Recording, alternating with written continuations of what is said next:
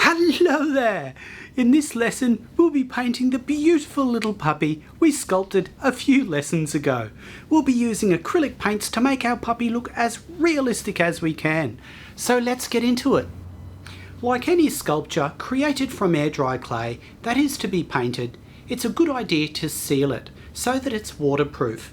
In this case we will be giving it a thin layer of grey acrylic paint.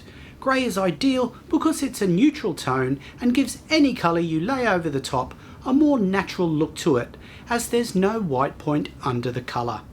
It's best to apply the coat with a large soft brush so you can lay it on as thin as possible. All of the colours used, how to mix them and this painting guide can be found in the PDF lesson plan at our website. The next colour to go on is a cream applied to our little friend's pillow. Keep the coat fairly thin and try to get it on as smoothly as you can. If you want the colour more opaque, it's better to apply another thin coat over the top one once the first coat is dry. To mark the pattern up on the pillow, I use a red fine tip marker.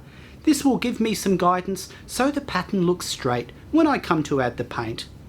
Because the ink in the marker is water based, it will mix with the acrylic paint so the line work will not be visible. To paint the pattern, I use crimson red mixed with acrylic matte medium. Adding medium to the paint adds translucence to the coat and the cream base can be seen underneath.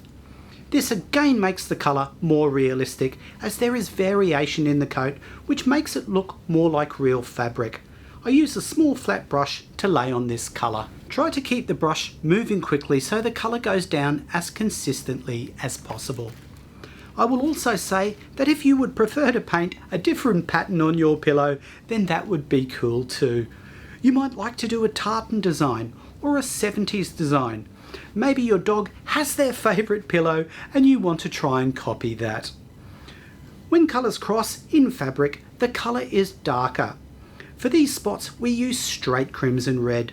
Make sure the first coat is dry before you add this second coat.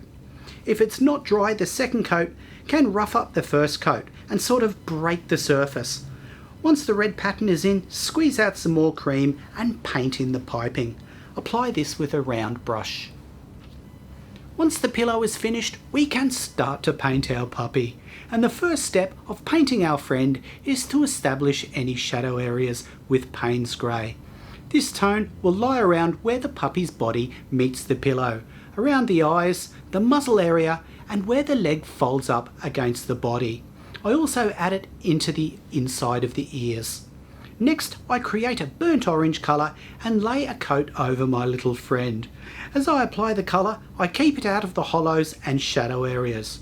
I don't worry if I can't cover the dark areas with the first coat, as acrylic paint dries so quickly and I can create more opacity with the next layer. I'm more interested in building up tone and keeping the shadow areas dark. Once the burnt orange body colour is laid in, we can add the lighter fur over the top once it is touch dry. I use a detailer brush to add cream onto the head first. I take the colour in between the eyes, down the muzzle and around the nose.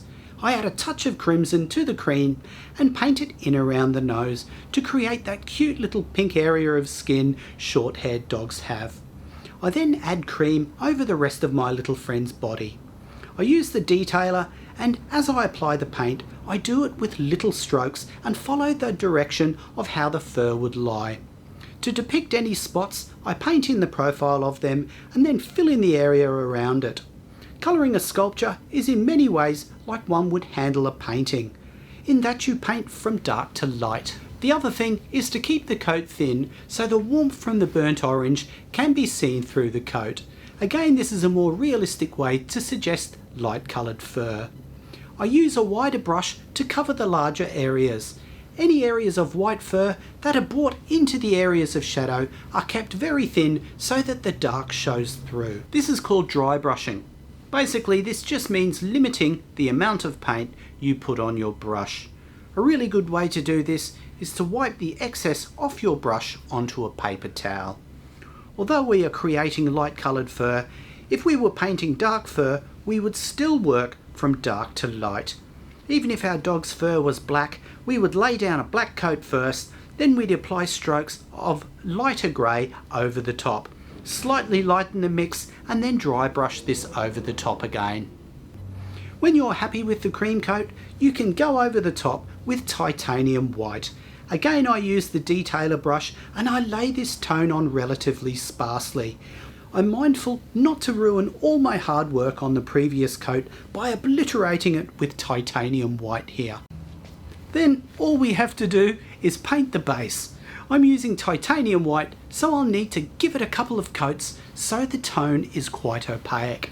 And voila! Well, thanks for watching. Hope you got something out of this. Stay tuned and remember to keep on creating.